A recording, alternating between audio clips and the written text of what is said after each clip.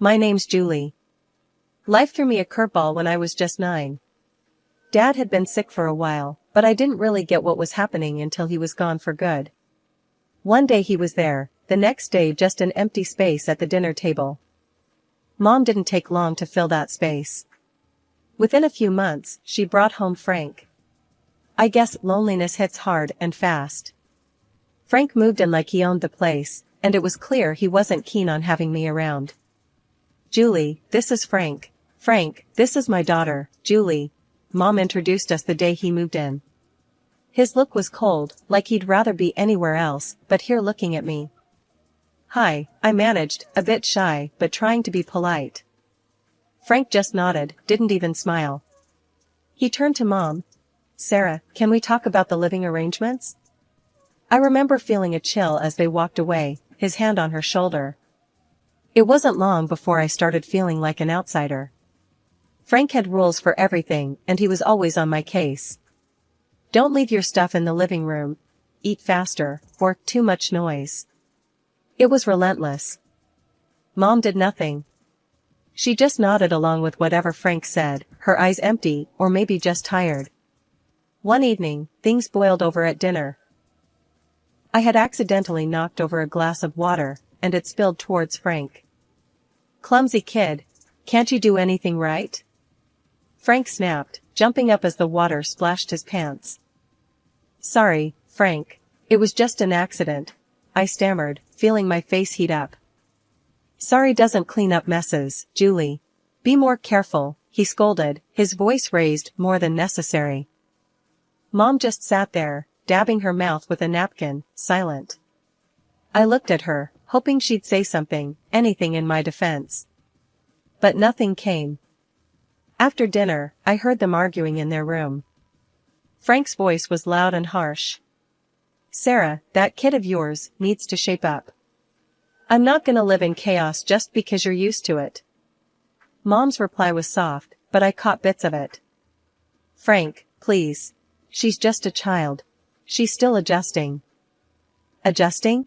It's been months. I'm telling you, if things don't change. I didn't hear the rest, but I didn't need to. The message was clear. Frank wanted me out of the way, and Mom wasn't fighting too hard against the idea. The next few months were just as tough. Frank's complaints were a daily soundtrack, and Mom's silence grew heavier. I was walking on eggshells, trying not to make a sound, disappear if I could. But you can't disappear in your own home, can you? Even a 9-year-old knows that much. Life at home got trickier when Mom told us she was expecting.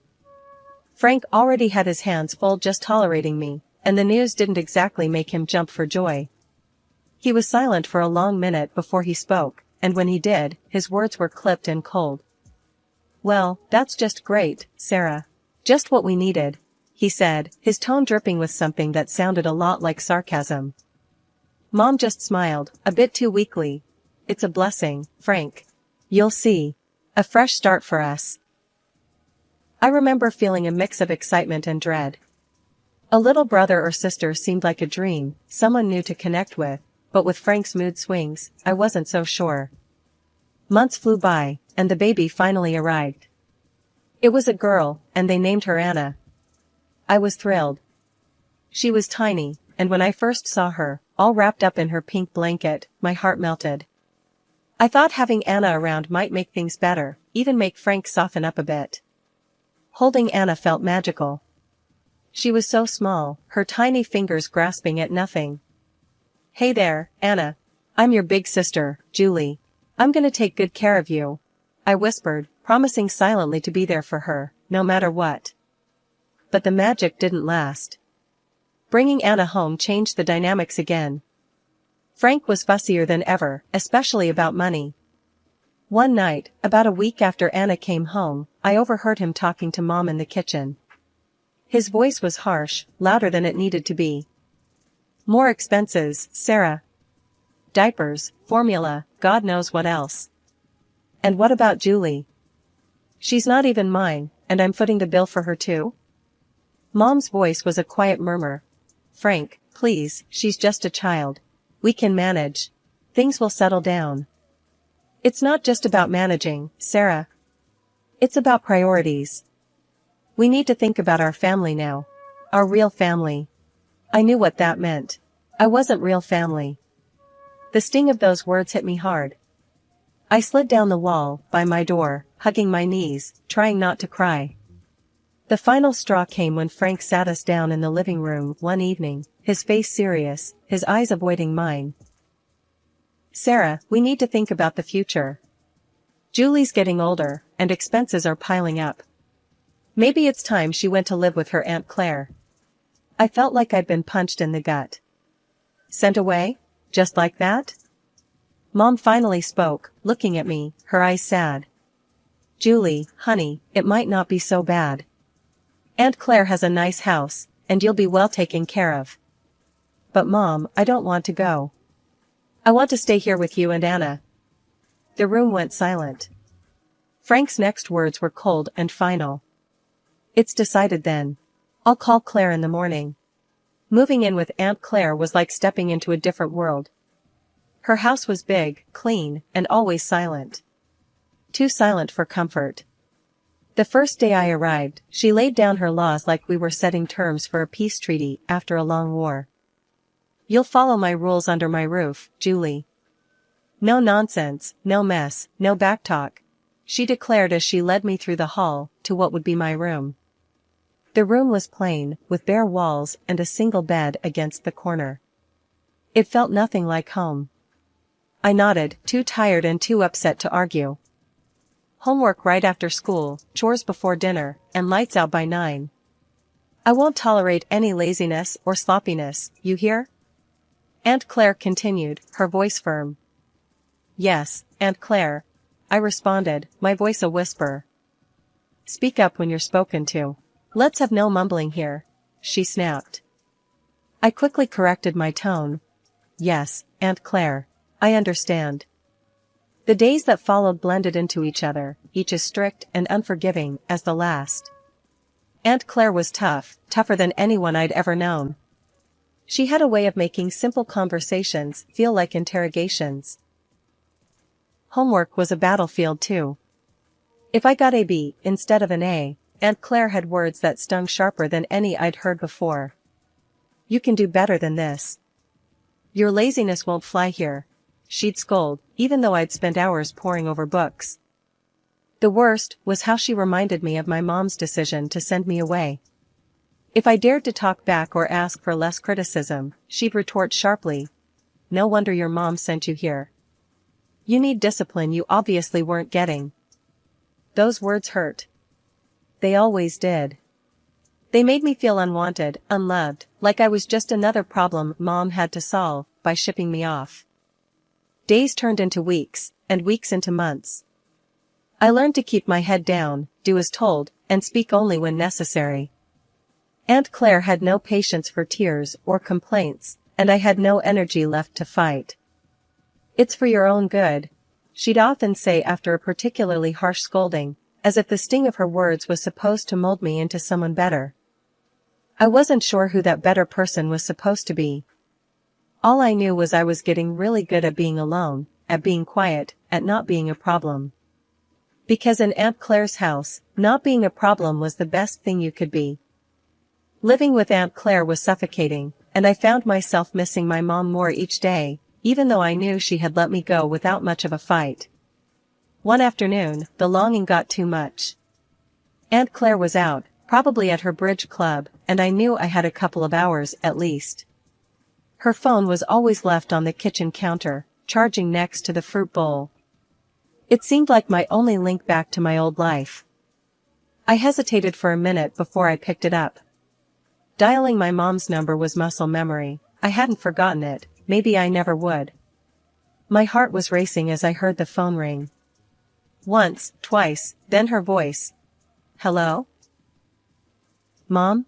It's me, Julie. There was a pause, a breath maybe, then, Julie, why are you calling? I swallowed hard, my throat tight. I just wanted to hear your voice. Another pause, longer this time. Then cold, hard, you shouldn't have called. But Mom. Julie, listen to me. You need to stop this.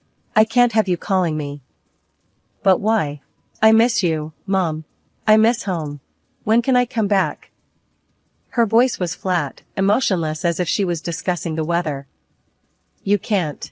That's done. Don't call here anymore. I couldn't believe what I was hearing. Mom, please. Just don't, Julie. There's nothing here for you. Goodbye. She hung up, and the line went dead. The silence in the kitchen was deafening. I felt my hands shake as I put the phone back on the charger. The finality in her voice broke something in me. She didn't want me. She really didn't want me anymore. Tears blurred my vision as I stumbled to my room.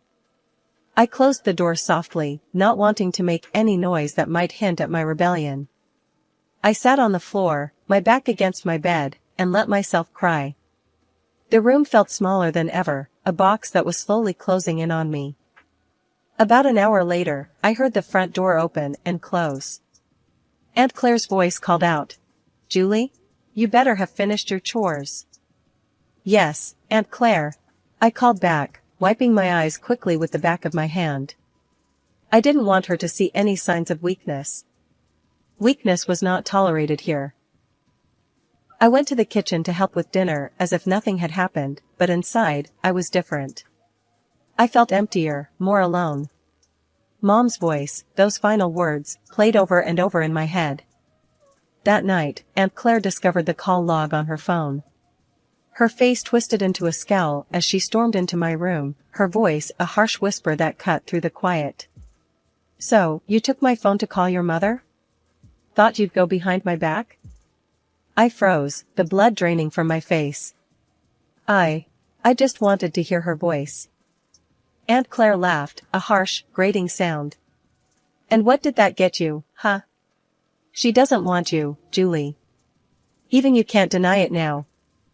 Her words were like ice, and I felt them chill me to the bone. She grabbed my arm, her grip tight and painful. "No more phone. No more pity parties.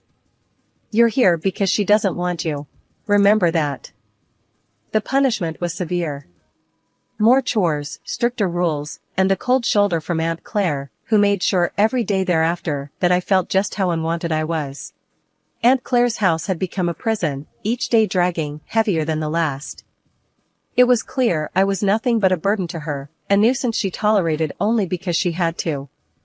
But even that thin thread of obligation snapped one chilly morning a year into my stay. "You're packing your bags today, Julie," Aunt Claire announced over breakfast, her voice stern and final.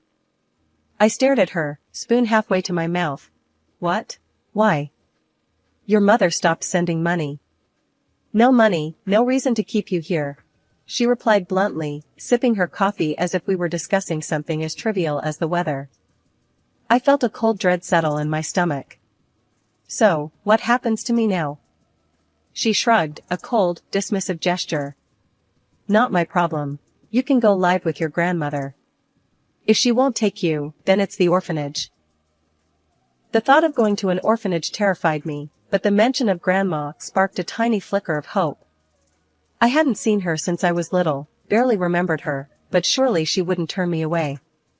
Packing my bags felt surreal, like I was stripping away layers of my life at Aunt Claire's, each item a reminder of the year I'd lost. Aunt Claire drove me to Grandma's, the car ride silent except for the hum of the engine. We arrived at a modest house, smaller and cozier than Aunt Claire's imposing place. Grandma was waiting at the door, her expression unreadable. "This is Julie, your granddaughter," Aunt Claire said, not bothering with niceties. "I can't keep her anymore. Sarah stopped paying." Grandma looked me over, her eyes sharp but not unkind. "I see. Come in, Julie." Aunt Claire didn't linger. With a brief nod, she left, her duty discarded as easily as she'd disposed of me. Inside, Grandma's house was warm, filled with the scent of cinnamon and something sweet baking. It felt welcoming, a stark contrast to Aunt Claire's sterile environment.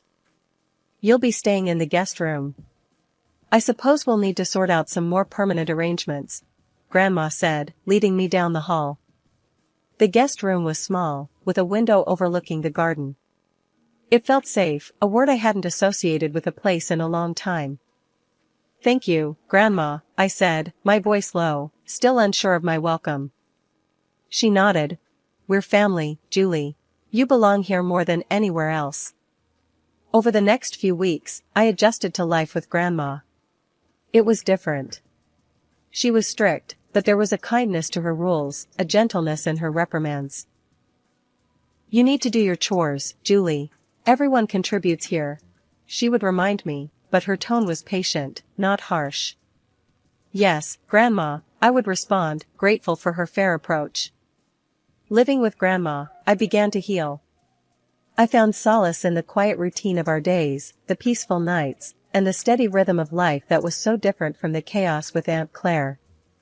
The months rolled by, and on my 16th birthday, Grandma made a decision that would seal our bond forever. Over breakfast, she slid an envelope across the table to me. "Take a look at this, Julie," she said, her voice carrying a mix of seriousness and warmth. I opened the envelope, pulling out some official-looking papers. "What's this?" "It's adoption papers, Julie. I want to adopt you. Make things official, so no one can ever make you feel unwanted again," she explained, watching me closely for my reaction.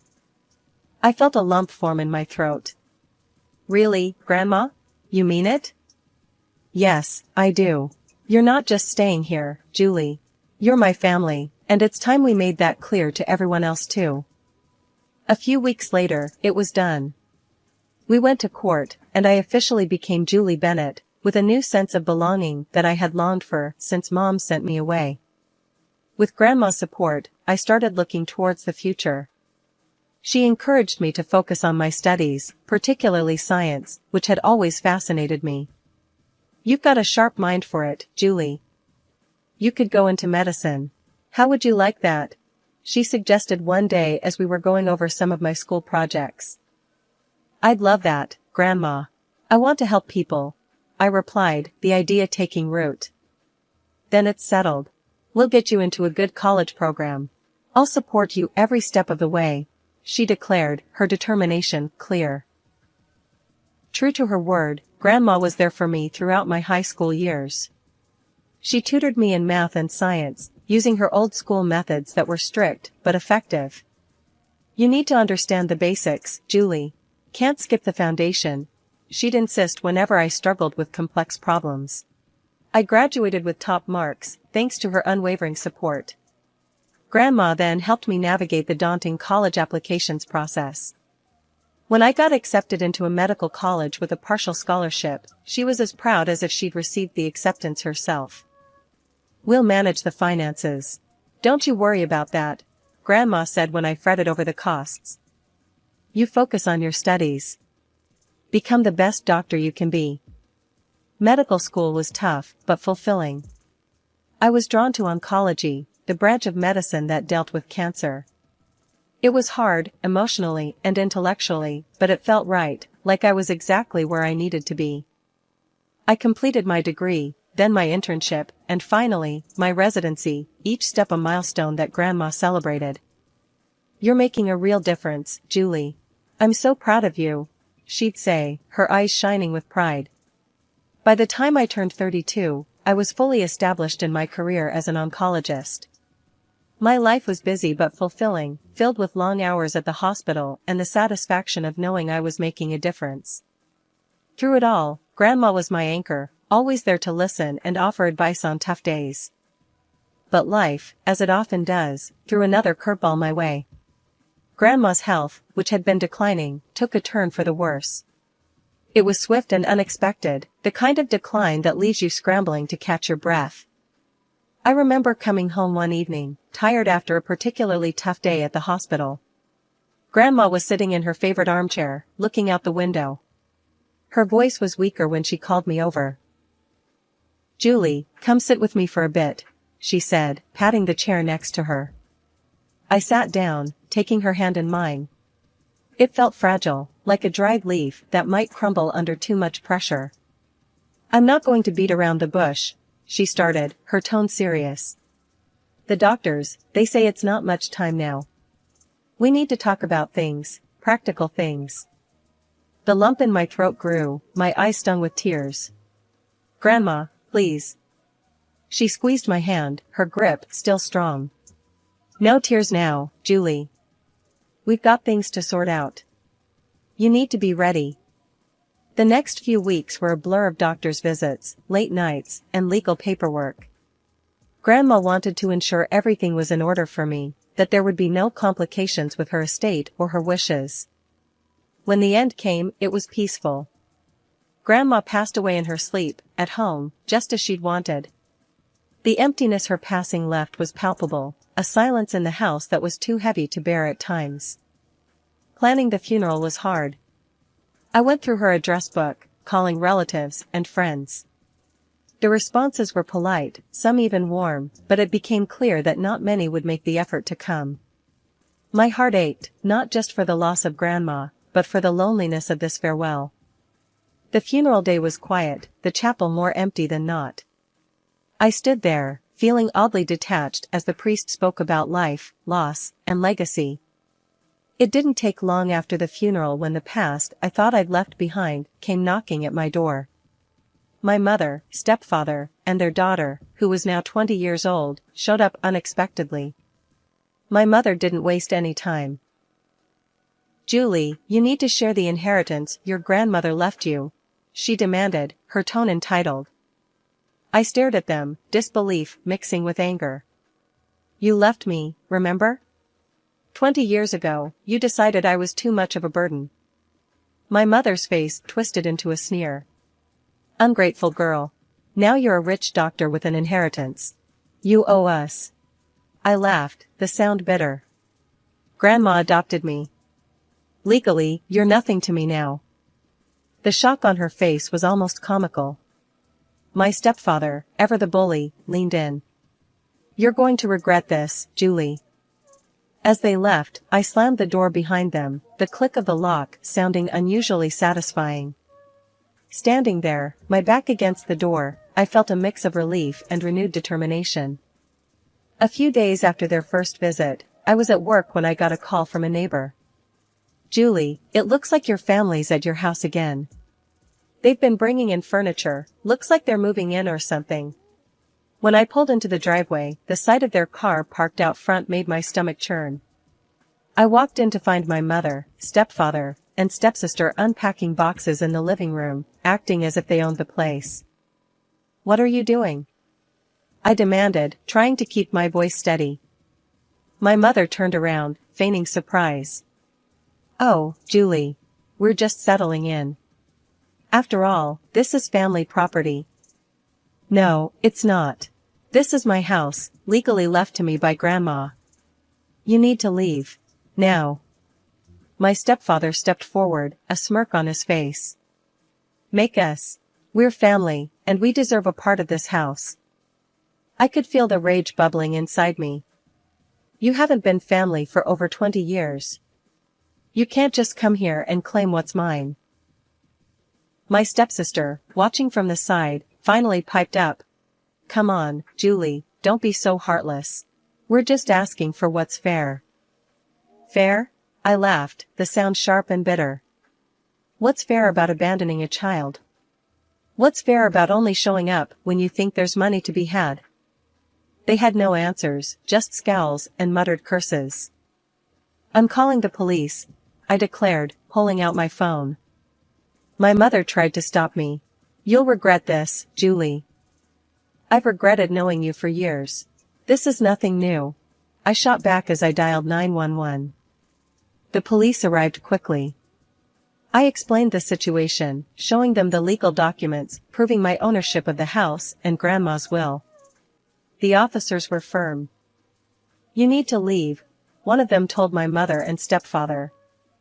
"This property doesn't belong to you, and if you don't comply, you'll be removed forcibly." My stepfather glared at me, his anger clear, but there was nothing he could do. "This isn't over, Julie," he threatened as they gathered their things. "Oh, but it is," I replied, my tone cold and final. After they were gone, I walked through the house, through Grandma's house. Each room was filled with memories, each corner a testament to her love and the life she had built here, a life she had fought to pass on to me. Standing in her favorite spot by the window, I made a promise, not just to her, but to myself. I would not let the bitterness of the past tarnish my future. I had fought hard to become who I was, and I would continue to fight, to honor her legacy and the sacrifices she had made for me.